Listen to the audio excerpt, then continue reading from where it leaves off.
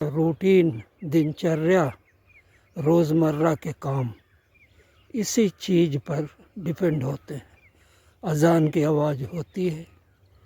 बचपन में देखा लोग उठ जाते थे, बैलों को सानी पानी दिया, बैल भी तैयार होते थे। बैलगाड़ियों से लोगों को जाना पड़ता था, उसके लिए निकल पड़ते थे। अपने रोज़मर्रा के खेत में जाना, कटाई, बुआई, सिंचाई, सारी चीज़ें, सारा रूटीन ग्रामीण भारत का नमाज की आवाज़ के बाद शुरू होता था। ने दिया है और एक अच्छी पहल है, वो देखिए, वो फिर फ़ोटो खिंचवाने के लिए गीदड़ दुल की चाल के साथ जा रहा है। ये इनकी आम चाल है, इससे धीमे नहीं होते हैं।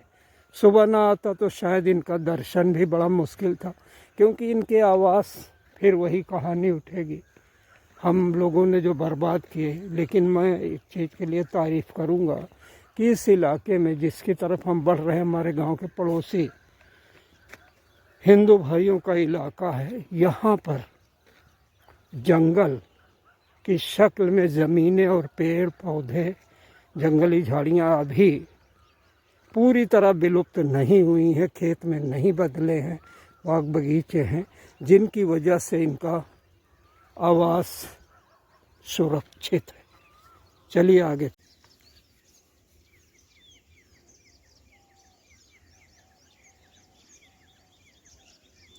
गौर से सुनिए, कितनी आवाज़ें पशु पक्षियों की आपको मिश्रित रूप से नज़र आ रहे हो। गांव से लगभग 1 किलोमीटर की दूरी पर ही आया हूँ मैं।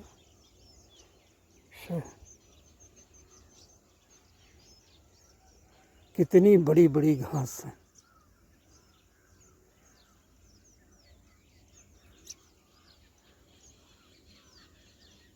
आम के दरख्त, ये जो गंजे से नज़र आ रहे हैं, महुआ के पेड़ हैं और इनमें फूल आए हुए हैं, और फूल का भी आखिरी पतझड़ चल रहा है। इसके बाद में इसमें फल आएंगे।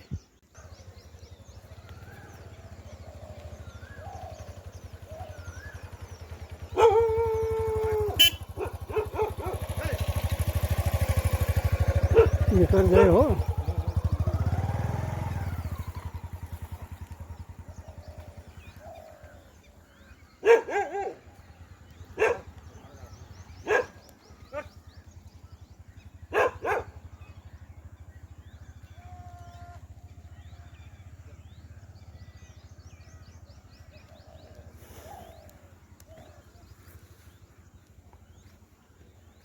दरख्त की आड़ में लाखों किलोमीटर दूर क्षितिज पर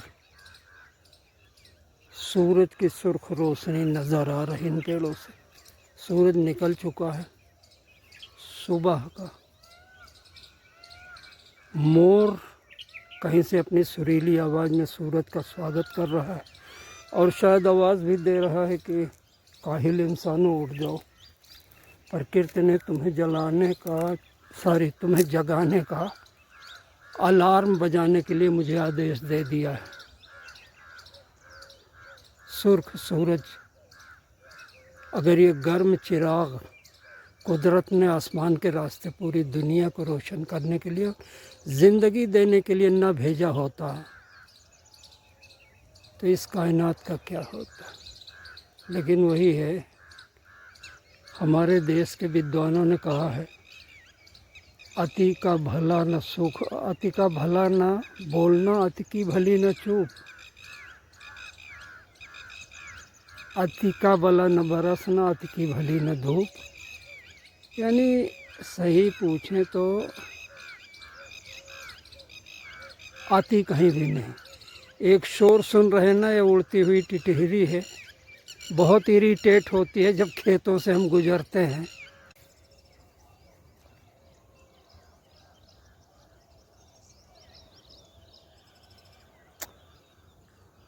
महुआ का औषधीय और खाद्य पदार्थों से भरपूर एक ऐसा पौधा जिसकी सबसे ज़्यादा इज्जत होती है लकड़ी के लिए भी, आवासीय इस्तेमाल के लिए भी, और इसके फल और फूल के लिए भी। देख रहे हैं इसके पेड़ के ठीक पीछे एक आभा मंडल बन रहा है सूरज का। सूरज इस पेड़ के पीछे की तरफ बहुत दूर कहीं से अपनी रोशनी फेंक रहा है। पेड़ पूरा आपको लग रहा होगा कि शायद सूखने के कगार पर है, नंगा हो चुका है, पत्तियां नहीं है, लेकिन फल देने से पहले जब फूल देने की बारी होती है तो महुआ का ये दरख्त जो है पत्ते उतार देते हैं और अब ये फूल आ रहा है। चलिए मैं आपको फूल दिखाता हूँ जिसके बहुत सारे इस्तेमाल हैं और मुख्य इस्तेमाल है, लोग कुछ खाते हैं ग्रामीण इलाकों में, 2-3 चीज़ें बनाई जाती हैं, बाकी व्यापारिक अंदाज से इसे बेच।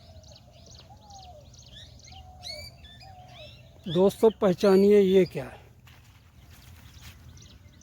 नज़दीक से देखिए।